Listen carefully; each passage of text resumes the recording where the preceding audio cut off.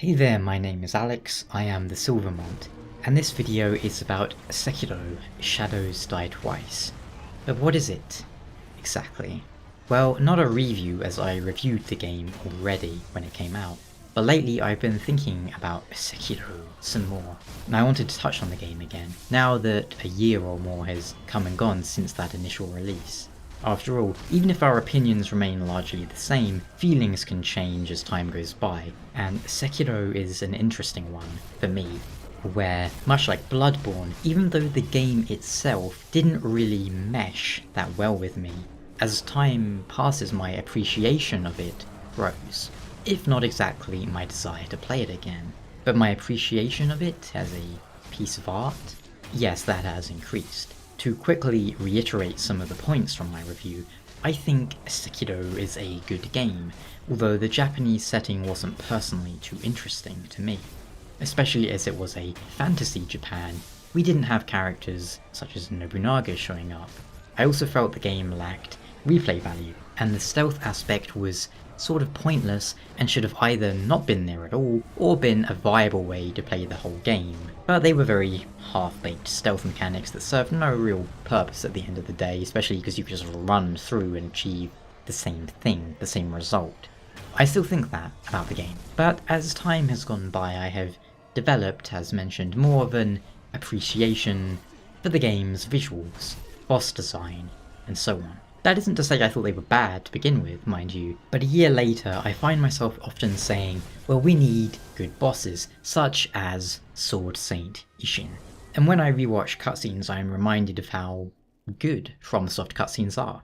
On a technical level, they can be nothing spectacular, they can be behind others in the industry, when it comes to motion capture or facial animation in particular, things like that. But in terms of cinematography and the like, From games often have a very deliberate and interesting style, a very slow pace to the cutscenes, which is often contrasted quite harshly with the more explosive speed of the actual gameplay. And this is paired up with visuals in boss arenas that really add to the atmosphere.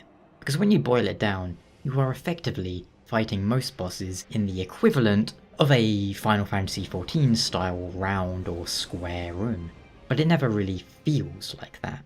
Your fight against Genichiro doesn't feel like a square room, because it is at the top of the Ashina castle that you spent the last several hours ascending. You have a commanding view of the surroundings and landscape from where you began the game, and you know that Wolf's Lord is close at hand, your goal. The fight with the Sword Saint in the game's true ending, sure, you can describe it as just fighting an old man in a field, but the visuals come alive in a far more interesting manner when you remember it's where you first fought Genichiro all those hours ago.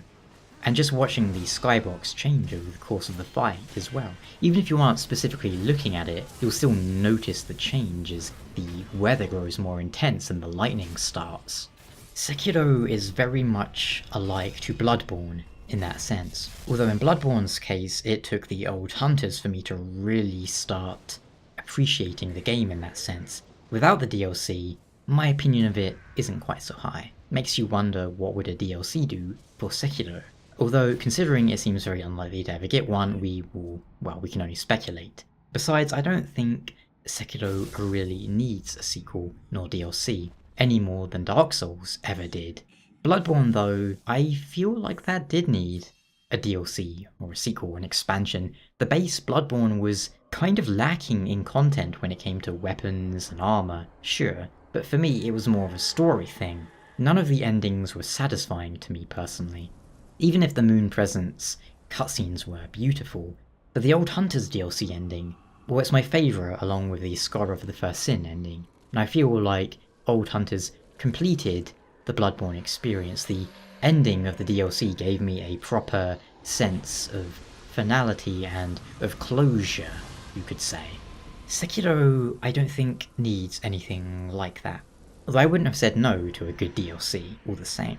But even though I appreciate the game more now, I don't have any real desire to replay it. There's nothing left for me to do in the game beyond trying to play it again in a harder way, such as playing it without the lucky charm or whatever, or just grinding skill points until I have absolutely everything maxed out. Nothing new really to try out per se. No multiplayer aspects to add replay value either. And remember, I'm not saying there's no multiplayer so the game sucks. I'm just saying the multiplayer, it does add replay value to a game. Whereas then you have a game with no multiplayer but it still has replay value, such as Devil May Cry or Ninja Gaiden. And the combat, as fun and engaging as it was in Sekiro, it didn't have enough depth to warrant further playthroughs to try and master everything, such as with a Ninja Gaiden or DMC. Sekiro's combat pretty much just comes down to timing. You just press left bumper and then right bumper. It lacks depth. And that doesn't mean it's bad. Depth is not always the sole arbiter of what is good and bad, but it is a very simple combat system. It can be very hard, but it's a simple sort of hard.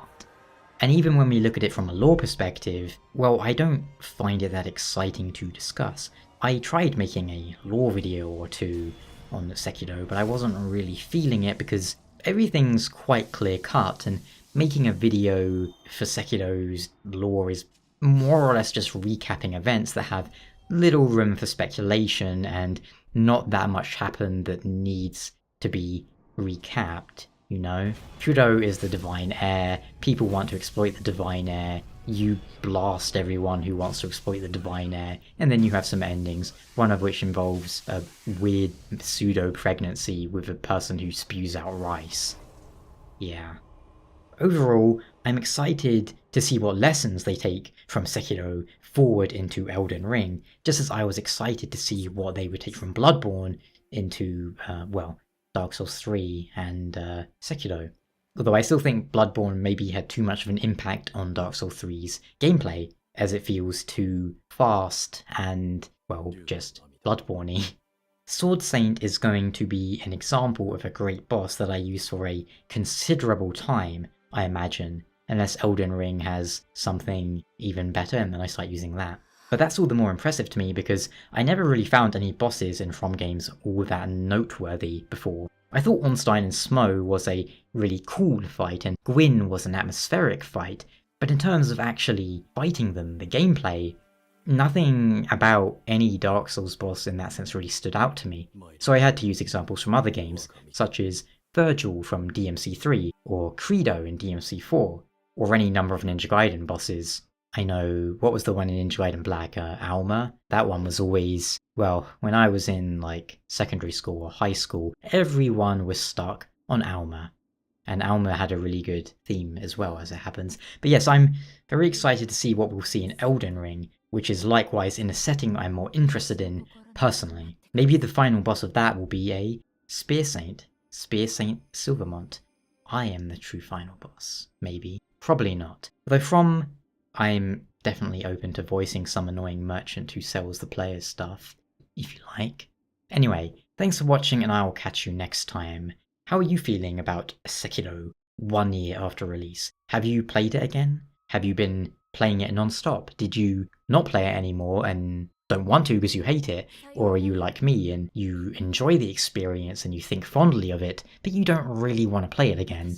And have your opinions on any other games changed in one way or another as time went by? I know from reading comments that a lot of you didn't like or get Dark Souls or Dragon's Dogma at first, only to go back to it later on and fall in love. I kinda had that a bit with Monster Hunter, but then for me it was always a case of, if this game was on a proper platform, didn't control like rubbish, and had proper graphics, I bet I'd love it. And hey, I was right. Until next time though, thank you so much for watching and take care. Ciao.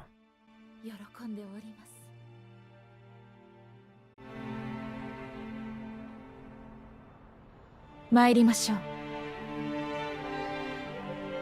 西に神なる竜の故郷に。